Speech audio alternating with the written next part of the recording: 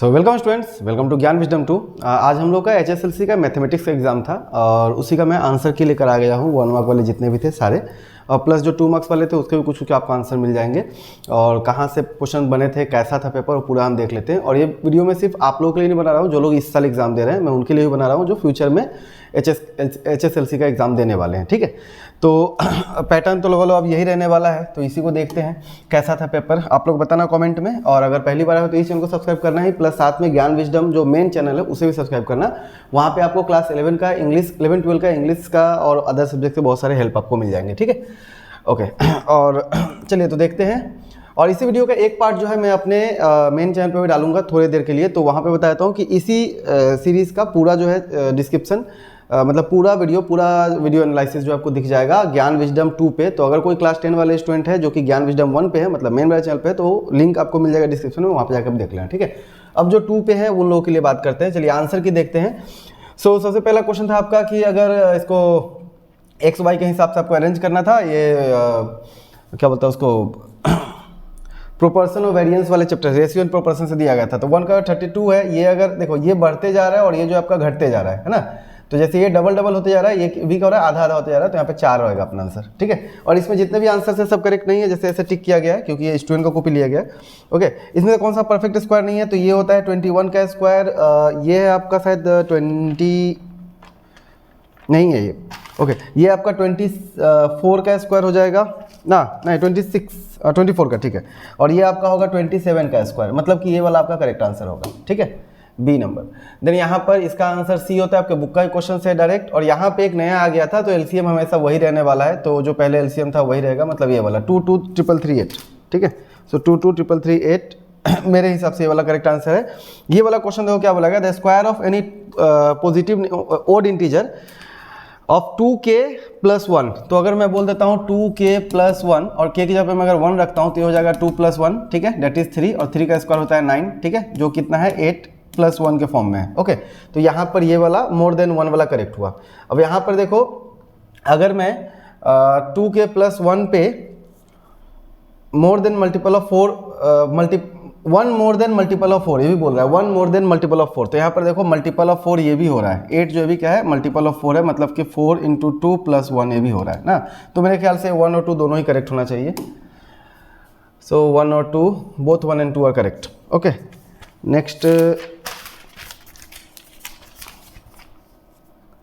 Under what condition, ये जो है क्यूबिक इक्वेशन रहेगा, तो पहला वाला वैल्यू कभी भी 0 नहीं होना चाहिए, that is p is not equal to 0। तो जहाँ पर भी है p is not equal to 0, ये वाला टिक कर दो। ठीक है, उसके बाद में x अगर एक रियल नंबर हो ग्राफ पे, वो तो उसका जो ग्राफ होगा वो कितने बार इंटरसेक्ट करेगा। ठीक है, सो हमें पता होता है कि ऐसे करके जाते रहते हैं, जितना बार टच करेगा उतने बार होगा। तो x एक्सिस को मोर देन 3, मतलब 3 टाइम्स जो है intersect x axis at 3 distinct points. ठीक है, 3 अलग अलग पॉइंट पे टच करेगा x एक्सिस को।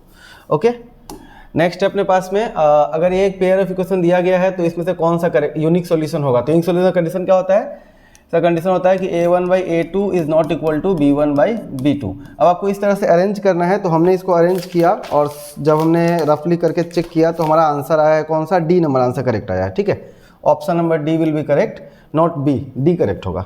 Okay, the coordinate of any point on x axis का कोई पॉइंट यही वाला होता है। ठीक है, sum of the quadratic polynomial, तो सम क्या होता है, alpha plus beta equal to -b/a। तो यहाँ पर -b के जगह पर क्या है, कुछ भी नहीं दिया गया, जैसे कि यहाँ पर लिखा क्या गया है 4x स्क्वायर -1 दिया गया, तो हम लिखते हैं 4x स्क्वायर प्लस 0 × x -1, मतलब -b/a क्या होगा, ये हो जाएगा अपना -0/a का वैल्यू जो भी रहे, तो आंसर तो 0 ही रहेगा। तो यहाँ पे आंसर क्या होगा अपना 0 होगा। ओके, नेक्स्ट है, ये सबसे ही क्रिटिकल टाइप का क्वेश्चन था कि इसमें कौन सा करेक्ट होगा, तो इसको आप खुद से सॉल्व करके देखना। मैंने इसको सॉल्व किया है और मेरा आंसर आया है। देखो एक्चुअली होता क्या है, इसका जो कॉमन डिफरेंस है पहले वाले का, इसका कॉमन डिफरेंस 2 आता है, इसका कॉमन डिफरेंस है हाँ ये घटते जा रहे हैं तो ये -√2 आएगा। ठीक है, और इसका कॉमन डिफरेंस आता है 2√2 आ रहा है, और लास्ट वाले का कॉमन डिफरेंस -1/√2 आ रहा है। ठीक है, अब इन सभी में से बोला गया है कि इसका जो कॉमन डिफरेंस होता है वो अपना है √2। ठीक है, ये अगर √2 है तो अब बोला गया कि इसमें से कौन सा करेक्ट है, तो greater than -1/√2 will be the correct, क्योंकि इससे बड़ा होता है ये वाला नंबर, ठीक है। बाद बाकी इससे ग्रेटर देन ये नहीं है, ये बड़ा होता है ये छोटा होता है, तो मतलब ये वाला गलत हो जाएगा। यहाँ पे इक्वल टू भी नहीं होगा क्योंकि ये पॉजिटिव में नेगेटिव में, तो ये भी गलत हो जाएगा। और ये इक्वल टू द काउंट ये भी नहीं होगा, तो ये भी गलत हो जाएगा। मतलब कि सिर्फ यही वाला आंसर करेक्ट अपना हो रहा है, ऑप्शन नंबर डी, ठीक है। नेक्स्ट है इफ़ द बेस, अगर एक ट्राइंगल का बेस अगर 10% बढ़ा दिया जाए और ऑल्टीट्यूड घटा दिया जाए, तो इसका आपका आंसर होगा डिक्रीज बाई ये नहीं होगा, डिक्रीज बाई 1%, ठीक है, डिक्रीज बाई 1%। ये आप करके देख सकते हो खुद से। अच्छा, अगर आर किसी एक पॉइंट को, ए बी एक पॉइंट है जिसको 3/4 कर रहा है, तो मान के चलो अगर ये ए बी है अपना, ये ए बी है और यहाँ पर कहीं पे भी आर है, तो ये हो गया अपना 3/4 पॉइंट। तो आपको पूछ रहा है कि आर किस रेशियो में डिवाइड कर रहा है, तो आर कर रहा है 3:4 रेशियो में, ठीक है। सो ऑप्शन में हमें 3:4 दिखना पड़ेगा, 3:4 मतलब बी वाला करेक्ट होगा, ओके। नेक्स्ट जो क्वेश्चन है उसको हमने पूरा ही मतलब सॉल्व नहीं किया है, बट ये वाला, हाँ, इसको हमने पूरा सॉल्व नहीं किया, बट एक आइडियल हमने आंसर निकाला है ऐसे रफली करके। तो 1, 3 और 4 मेरे को करेक्ट लगा है, 1, 2 और 4। तो 1, 2, 4 अगर कहीं पे भी ऑप्शन में तो करेक्ट होना चाहिए। तो मुझे पहला वाला, अच्छा यहाँ पे 1, 3, 4 था, 1, 3, 4, 1, 2, 4, all 3 of the above, any 3 of the above. तो मेरे ख्याल से तब एनी 3 ऑफ द अबव मैं सही मार दूंगा, ठीक है, क्योंकि अभी मेरे को ज़्यादा यहाँ पे इस क्वेश्चन को मैंने पूरा करेक्टली सॉल्व नहीं किया, मतलब इसको ग्राफ पे मुझे सॉल्व करने से पूरा पता चलता, तो इसलिए मैं एनी 3 पे जाऊँगा। अभी आप लोगों ने क्या लिखा है नीचे कमेंट करना। द लॉन्गेस्ट कोड कौन होता है, डायमीटर होता है, वो करेक्ट है। फिर इफ़ 5x का वैल्यू अगर ये है, ये इसका वैल्यू, तो इसका आंसर 1/5 होता है। हालांकि ये क्वेश्चन कहीं और से उठा के दिया गया, आप लोग के बुक से डायरेक्ट तो है ही नहीं, ठीक है। तो इसका आंसर ये वाला होगा। और सॉल्यूशन कभी हम बाद में अगर कराएंगे पेपर का, अगर आप ज्ञान विस्डम चैनल को सब्सक्राइब करते हो, इसको अगर क्लास 10 के नए स्टूडेंट अगर सब्सक्राइब करेंगे, तो बाद में अगर जो भी क्लास होगा वहाँ पे हम लेकर आएंगे, ठीक है, okay. If the length of a tangent from a point Q to a circle is 24 centimetre, distance is 0, distance from Q is इतना 25। अच्छा, ये जो है आपका वो पाइथागोरस ट्रिपलेट से हो जाता है, तो इसका आंसर 7 होगा, करेक्ट है, ठीक है। आगे चलते हैं। इससे भी रटा रटा क्वेश्चन है, बुक का ही क्वेश्चन है, 160 होगा, ये आपके एक्सरसाइज से दिया गया है, ओके। यहाँ पर जो है मीडियन, 3 नंबर का मीडियन क्या होता है, n 3 मतलब 5 ओड नंबर होने से मीडियन होता है n + 1/2, जो कि होगा थर्ड टर्म। तो इसका थर्ड नंबर क्या है, थर्ड टर्म हमारा x + 30/2 इज इक्वल टू, एक इसका वैल्यू है 35 दिया गया है, सॉरी थर्ड टर्म जो होगा ना, हाँ थर्ड टर्म होगा हमारा, इसका वैल्यू ये आएगा, तो x इक्वल टू कितना आएगा, 35 - 30 दैट इज 5 होगा यहाँ पे आंसर। मैंने ये कैसे किया था, मैंने ऐसे किया था कि जैसे कि आपका नंबर ऑफ टर्म्स कितना है, 5 है, तो ये होगा कितना 5 + 1/2th टर्म, जो इसका मीडियन निकलेगा, जो कि मतलब कि थर्ड टर्म अपना मीडियन होगा। तो इससे हमें पता चल जाएगा कि क्या है, 5 है आंसर, ठीक है। नेक्स्ट है आपका प्रोबेबिलिटी ग्रेटर देन 2। अच्छा, कोई अगर नंबर भेजा है तो प्राइम नंबर ग्रेटर देन 2, तो प्राइम नंबर ग्रेटर देन 2 क्या होगा, 3 होगा, एक 5 होगा, डेट इज 2 नंबर निकलेगा। सो 2 नंबर डिवाइडेड बाई 6 अगर हम करते हैं तो 1/3 होगा, डेट इज ये वाला करेक्ट आंसर होगा, ठीक है।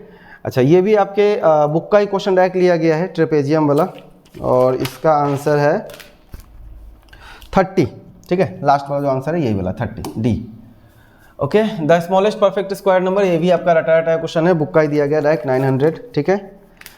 नेक्स्ट आपका, if the sum of the zero of this is 4 then the value of k is, sum of the zero is 4। Sum of the zero मतलब क्या होता है, alpha plus beta equal to क्या होता है, -b/a, ठीक है। इसका वैल्यू अपने को दिया हुआ है 4, और -b का वैल्यू हो जाएगा -8/a का वैल्यू कितना है यहाँ पर, k ना। सो ये हो जाएगा कितना, k is equal to 8/4 that is 2, तो 2 answer correct. If the quadratic polynomial of 2 different zeros has 2 different zeros, then the number of points, अच्छा अगर 2 अलग अलग जीरो तो कितने पे टच करेगा, तो 2 जगह पे ही टच करेगा, वो सेम पहले वाले कॉन्सेप्ट पे ही पूछा गया क्वेश्चन है।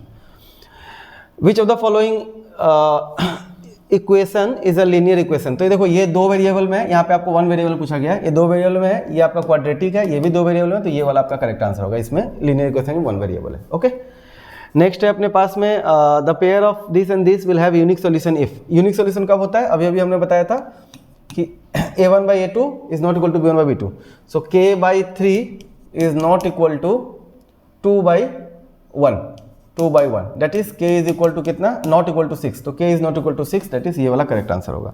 द नंबर ऑफ इसमें कौन सा होगा, तो देखो होगा क्या ना, ये क्यूबिक है, ये भी क्यूबिक है, क्यूब क्यूब कट जाएगा तो सिर्फ 2 बच जाएगा पावर में, मतलब क्वाड्रेटिक इक्वेशन बनेगा। तो आंसर कितने निकलेंगे अपने, 2 जीरो निकल सकते हैं। तो यहाँ पर देख लो 2 है आंसर में दिया हुआ, तो वही करेक्ट है। Which of the following has real roots, 2 real roots, इसका 2 रियल रूट निकलता है, बाद में नहीं निकलता है। फॉर्मूला क्या है, बी स्क्वायर माइनस 4ac करके चेक कर लो, तो यही वाला एक करेक्ट होता है। बी स्क्वायर मतलब कितना हुआ, 6 का स्क्वायर मतलब 36, अरे 36 माइनस 4a और c, तो 36 माइनस 36 करेंगे तो आंसर 0 आएगा, तो इसलिए ये वाला करेक्ट होगा। ओके अगर एक एपी में 1 आपको a दिया गया है और l दिया गया है और आपको sn भी दिया हुआ है, ठीक है, if the sum of the terms is 36, तो आपको नंबर ऑफ टर्म्स निकालना है।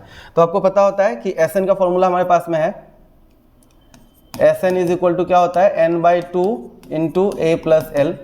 सो n/2 इसका वैल्यू कितना है 36, तो हम यहाँ पे 36 डाल देंगे। a का वैल्यू अपने को दिया गया कितना 1 और इसका वैल्यू 11, सो दैट इज ये होगा कितना 72 n इंटू कितना 12, तो n इज इक्वल टू कितना हो गया 72/12 दैट इज 12 6 72 6 बार में, मतलब n का वैल्यू 6 होगा। Okay 42 is a term of, इसको आपको ना डायरेक्ट करके चेक करना चाहिए, मतलब जस्ट गिन गिन के आप चेक कर लो। तो इसको हमने गिन के चेक किया तो हमारा ये वाला आंसर निकला है 2 4 2 6, मतलब सीरीज कुछ ऐसा बनेगा, 2 है, 6 है, 10 है, 14 है, 18 है, 22 है, 26 है, 30 है, 34 होगा, 38 होगा, 42 आएगा। तो यहीं पे आएगा आपका आंसर, ठीक है।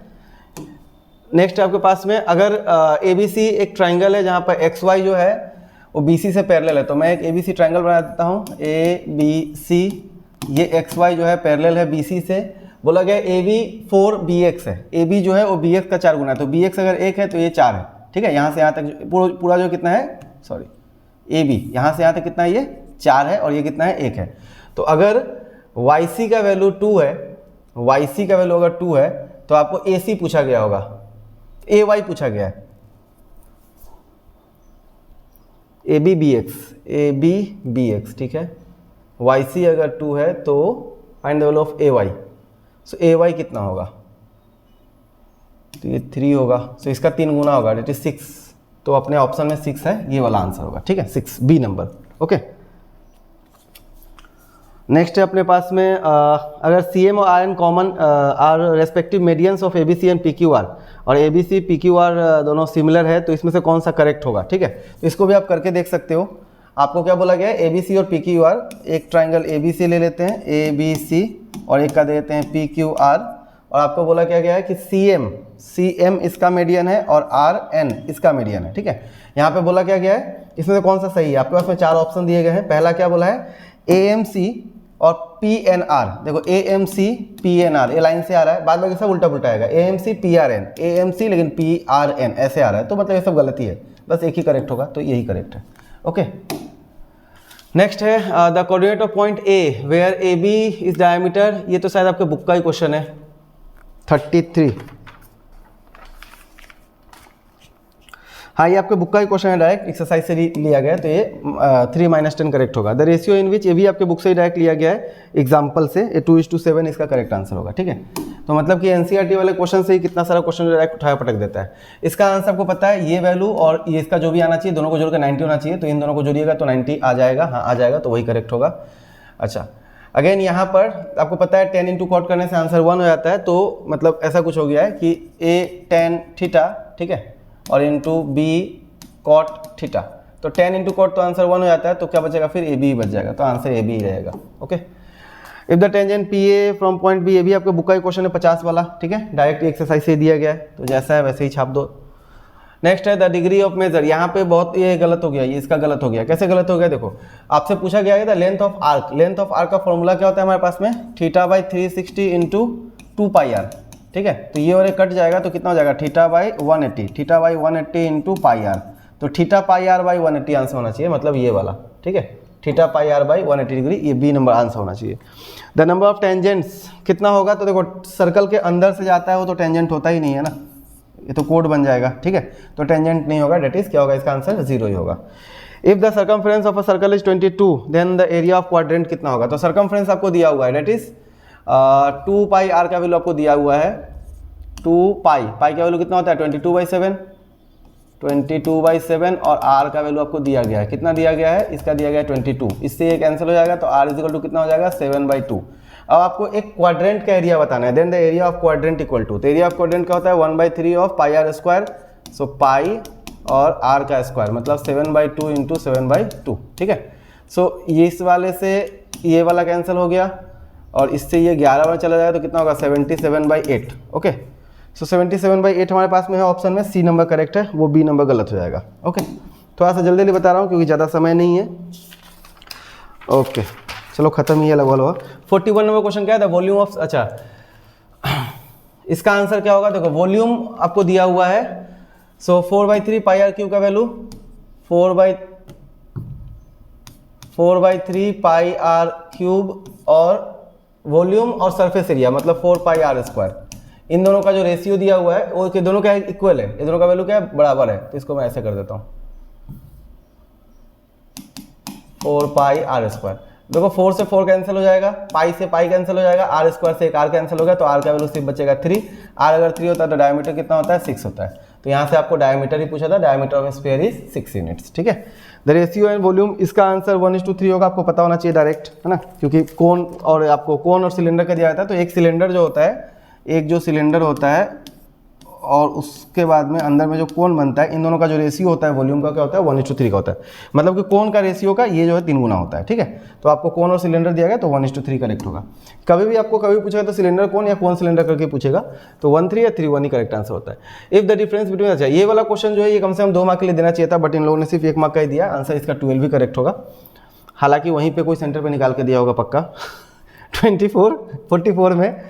अच्छा यहाँ पे क्या बोला गया है कि 100 फर्स्ट नेचुरल नंबर में से 8 से डिविजिबल होने वाला है, तो 8 से लेके 80 तक 10 नंबर हुआ और 8 दूनी 16, 2 नंबर होगा 96 बन जाएगा, मतलब टोटल नंबर कितना है, टोटल नंबर अपने पास में 12 है और टोटल नंबर कितना था नेचुरल नंबर 100 था, इसको आप काटोगे तो 6/50 और काटोगे तो 3/25, मतलब ultimately 3/25 will the correct answer.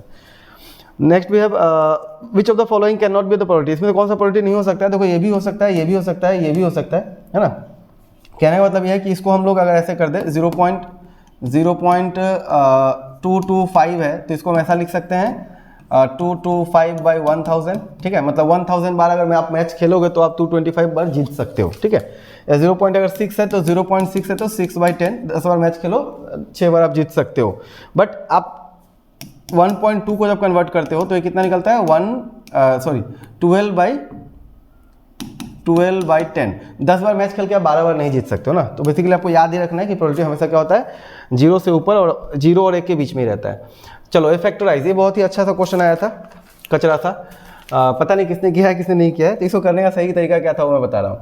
देखिए दिया गया 4x⁴ + 1 = 0 है मान लो, तो इसको हम अगर ऐसे करेंगे 4x⁴ प्लस इसको 1 को 1 ही रहने दो। अब इसको सोचो हम कितने का स्क्वायर बोल सकते हैं, तो इसको हम बोल सकते हैं क्या, इसको हम बोल सकते हैं 2x का होल स्क्वायर बोल सकते हैं, ठीक है। तो यहाँ पर मैं एक ना 2x² ला देता हूँ और सेम नंबर मैं यहाँ पर रख देता हूँ 2x², ठीक है, और ये +1 जैसा है वैसे ही हो गया, मतलब ये वाला पार्ट और ये वाला पार्ट, ठीक है, ये वाला पोर्शन और ये वाला पोर्शन हमने खुद से ऐड किया है। अब ये क्या हो गया, ये हो गया हमारा 2x² a² प्लस, ठीक है, उसके बाद में इसको मैं अब इधर ले आता हूँ, ठीक है, a² हमारे पास फॉर्मूला क्या होता है 2, फॉर्मूला का a, ठीक है, b के जगह पर b, ये वाला अपना b का काम कर रहा है, ये हो गया a के लिए, ये हो गया b के लिए, ठीक है, 2ab और प्लस हमारा जो b का स्क्वायर होगा b का स्क्वायर, ठीक है, ये पूरा बन गया टर्म अपना इन तीनों से, और ये जो टर्म था ऐसे ही आ गया था, इसको हम ऐसे ही बाहर रख देते हैं 2x², ओके, = 0। अब यहाँ से यहाँ तक अपने पास में क्या फॉर्मूला बन गया 2x² माइनस प्लस 1 का होल स्क्वायर और इधर माइनस में 2x², ठीक है, ओके ओके यहाँ तक ठीक है, ओके। सो इसको हम क्या लिख सकते हैं 2x² plus 1 minus 2x², 2x² गड़बड़ हो रहा है, ओह सॉरी, यहाँ पे अपने को रखना होगा 4x, ठीक है, हाँ 2 × 4 हो रहा है ना, ठीक है 4x होगा, ठीक है 4x, तो ये भी 4 रहेगा, ओके। सो इसको हम लोग क्या लिख सकते हैं, इसको हम लिख सकते हैं 4x² को हम लिख सकते हैं क्या चीज़ 2x का होल स्क्वायर, ठीक है, तो ये हो गया ए स्क्वायर माइनस बी स्क्वायर मतलब ए माइनस बी और फिर ए प्लस बी। अब इसको आप ऑर्डर को अरेंज कर दोगे तो आपका आंसर आ जाएगा। कहने का मतलब इस 2 को पहले रख देना, इसको बाद में कर देना, ठीक है। यही आपका करेक्ट आंसर है। ओके, नेक्स्ट इस वाले क्वेश्चन में आपके बुक से ही लिया गया था। इसका आंसर डायरेक्ट कितना होगा, डायरेक्ट 16 हो जाएगा। ओके, इसका आंसर डायरेक्ट 16 होगा, आपके बुक से ही लिया गया क्वेश्चन है, बस थोड़ा सा लाइन चेंज कर दिया गया। नाउ अगेन ये वाला क्वेश्चन भी थोड़ा सा लंबा सा होता है। तो दे दिया है तो दे दिया है, हालांकि 2 मार्क में देना नहीं चाहिए था, कुछ भी देता है कहीं से भी। इसमें 3 क्वेश्चन तीन-चार क्वेश्चन डायरेक्ट आरडी से ही पूछा हुआ है। PQR मतलब RD, RS अग्रवाल, RD और एग्जाम्पलर तीनों का मिला जुला क्वेश्चन पूछा हुआ है। PQR एक राइट एंगल ट्राइंगल है जहाँ पे Q का वैल्यू 3 है। ओके, ये आपको निकालना है, खुद से आप सॉल्व करते रहना। चलो ये वाला क्वेश्चन बताता हूँ, बहुत लोग इसमें कंफ्यूज होंगे। 2 डाइसेस, तो पहला बार तो मैं ही कंफ्यूज हो गया। बोला गया 2 dice 1 blue and 1 grey are thrown at the same time, right down the all possible outcomes. तो अगर यहाँ पर सिर्फ ग्रे और ये बताया गया तो इसे दिमाग में नहीं लगता है, बट जब डाइस हम बदलते हैं, डाइस जो हम थ्रो करते हैं तो डाइस के ऊपर नंबर क्या आता है, 1 1 1 2। तो आपको ये वाला टेबल बना के दिखाना था, मतलब सैम्पल स्पेस पूछा गया है ना, ऑल पॉसिबल आउटकम्स। तो 1 1 1 2 1 3 1 4, ठीक है, इस तरह से 1 5 1 6, फिर 2 1 2 2 2 3, ये वाला चीज़ आपको करना था पूरा। कहाँ तक, 6 6 तक लेके जाना था। 6 1 6 2 6 3 6 1 6 2 6 3 डॉट डॉट 6 6 तक। ऐसे करके टोटल कितना होता है, टोटल 36 नंबर्स ऑफ आउटकम्स निकलते हैं। तो ये आपको बताना था।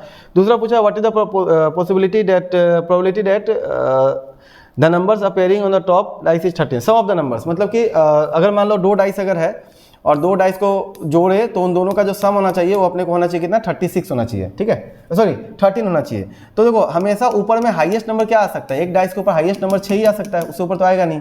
इसमें भी हाईएस्ट नंबर क्या आएगा, 6 ही आ सकता है। तो 6 और 6 12 ही हो सकता है, 13 हो ही नहीं सकता है। डेट इज इसका आंसर क्या होगा, 0। इसका प्रोबेबिलिटी 0 हो जाएगा और इसका आंसर तो मैंने बता दिया 36 होगा टोटल नंबर ऑफ आउटकम्स। और ये आपको बना के दिखाना था 2 मार्क के लिए।